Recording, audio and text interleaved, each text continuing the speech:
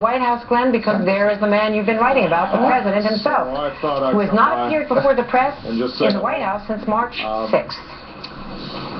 Before I take some questions, let me just mention, since Medicare has been a little bit in the news lately, I thought it'd be useful to start with some actual facts and news about the program.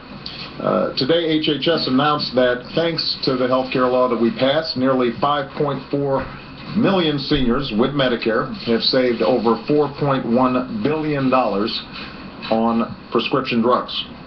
That's an average savings of more than $700 per person. This year alone, 18 million seniors with Medicare have taken advantage of new preventive care benefits like a mammogram or other cancer screening at no extra cost. These are big deals for a lot of Americans, and it represents two important ways that the improvements we made as part of the Affordable Care Act have strengthened Medicare and helped seniors everywhere get better care at less cost. That's been our goal from the very beginning, and I'm going to continue to do everything I can to make sure that we keep our seniors healthy and the American people healthy.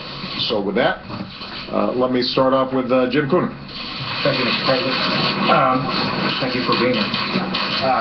You're no doubt aware of the comments that the Missouri Senate candidate, Republican Todd Akin, made on rape and abortion. I wondered if you think those views represent the views of the Republican Party in general. They've been denounced by your own rival and other Republicans. Are they an outlier or are they representative? Well,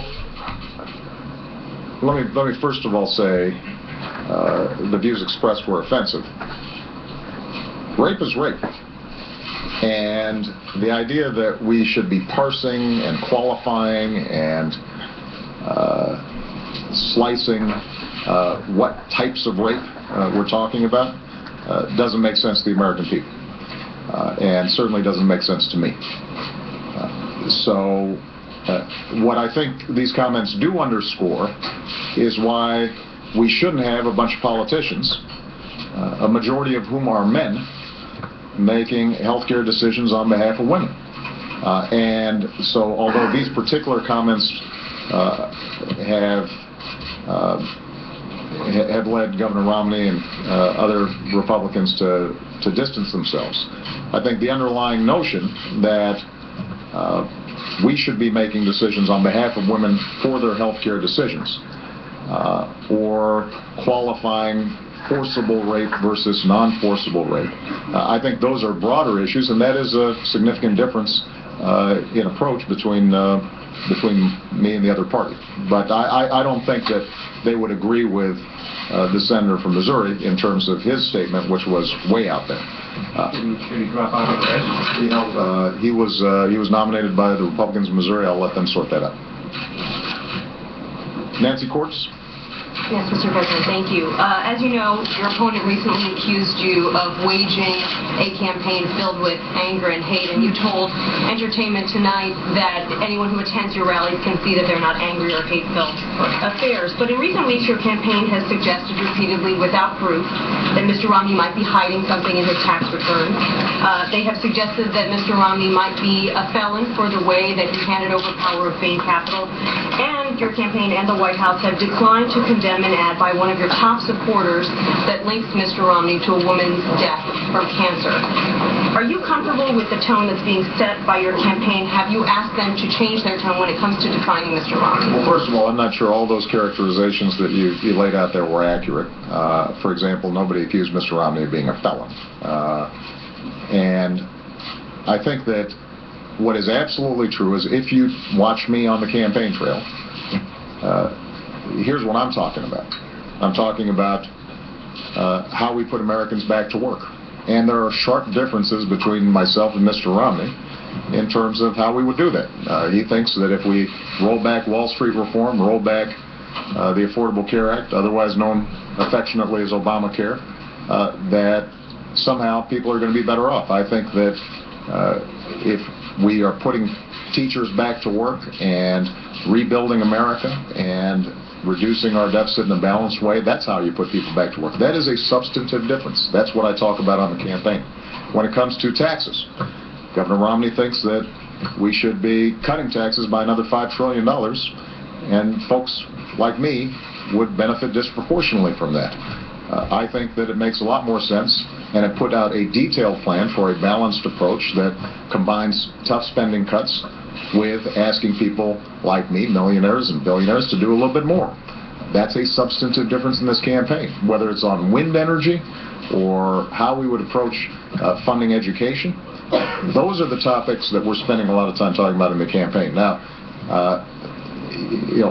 if you look at the overall trajectory of our campaign and the ads that I've approved and are produced by my campaign, you'll see that we point out sharp differences between the candidates, but we don't go out of bounds. And when it comes to releasing taxes, that's a precedent that was set decades ago, including by Governor Romney's father.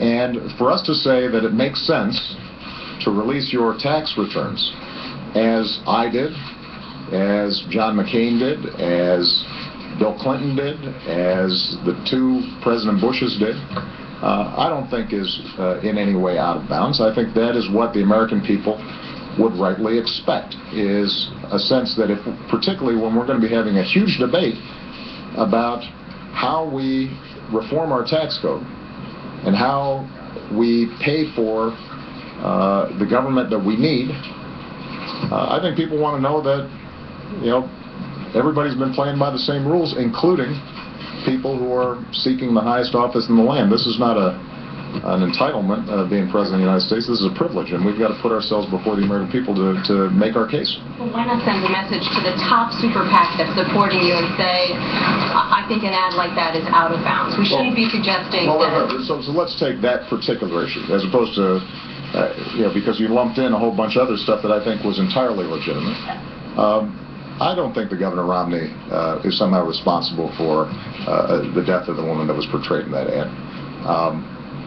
But keep in mind, this is an ad that I didn't approve, I did not produce, and as far as I can tell, has barely run. I think it ran once.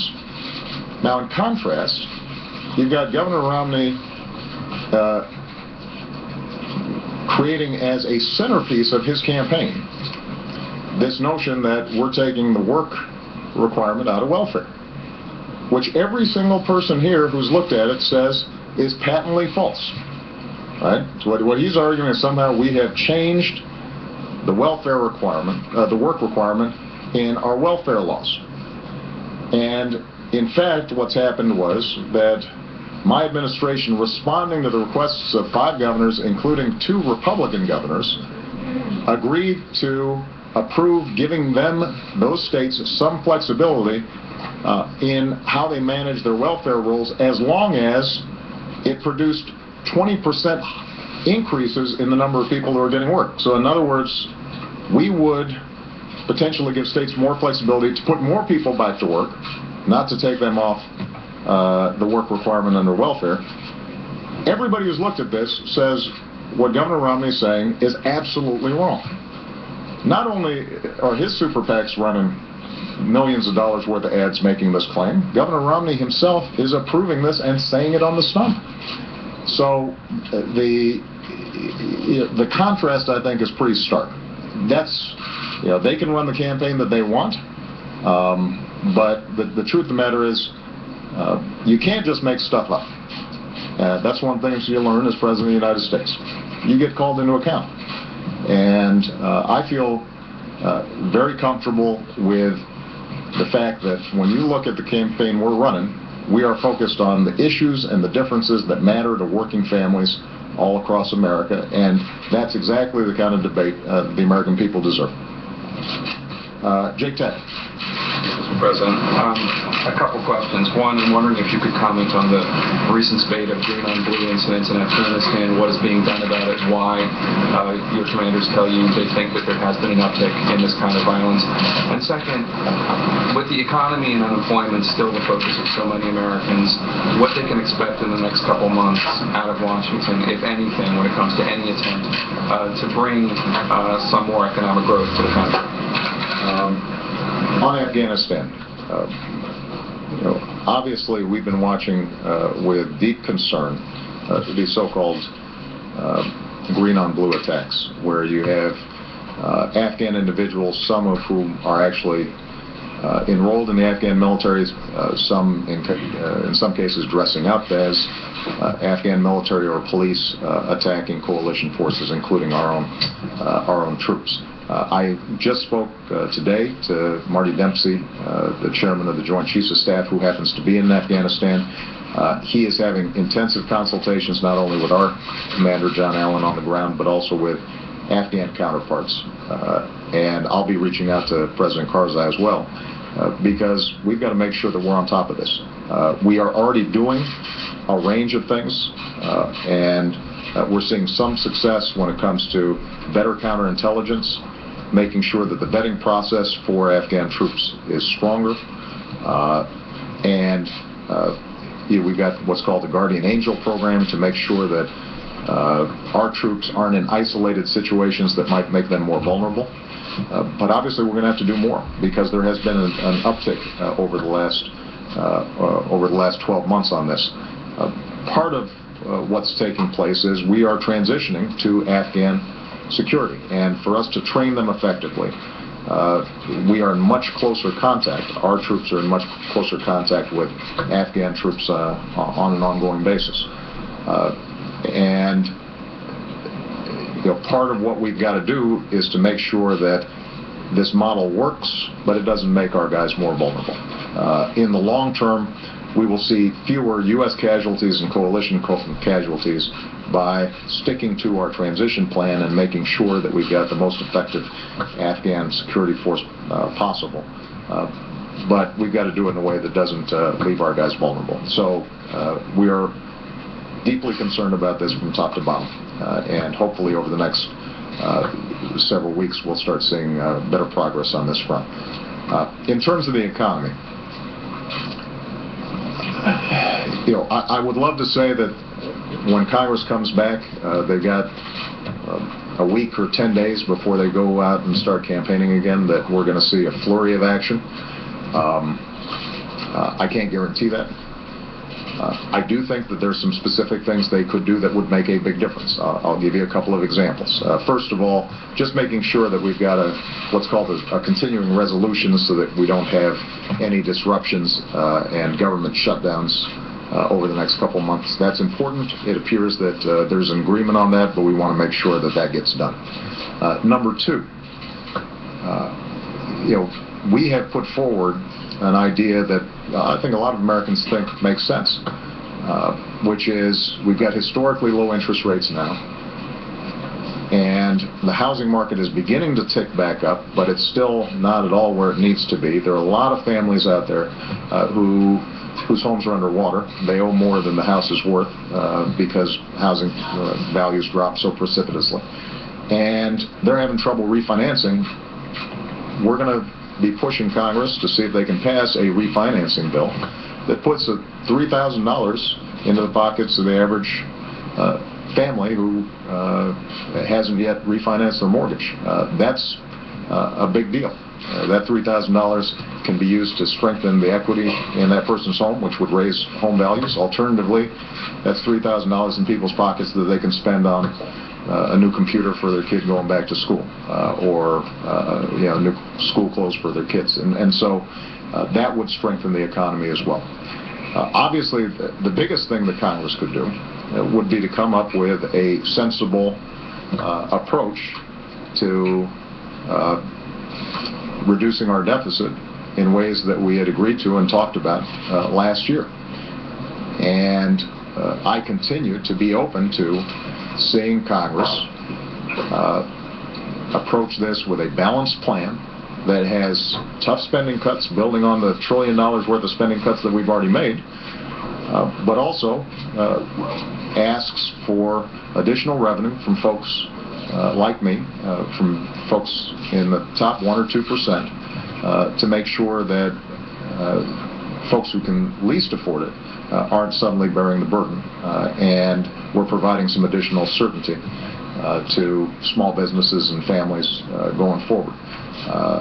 Alternatively, they could go ahead and vote for a bill that we've said would definitely strengthen the economy, and that is giving everybody who's making $250,000 a year or less certainty that their taxes aren't going to go down next year.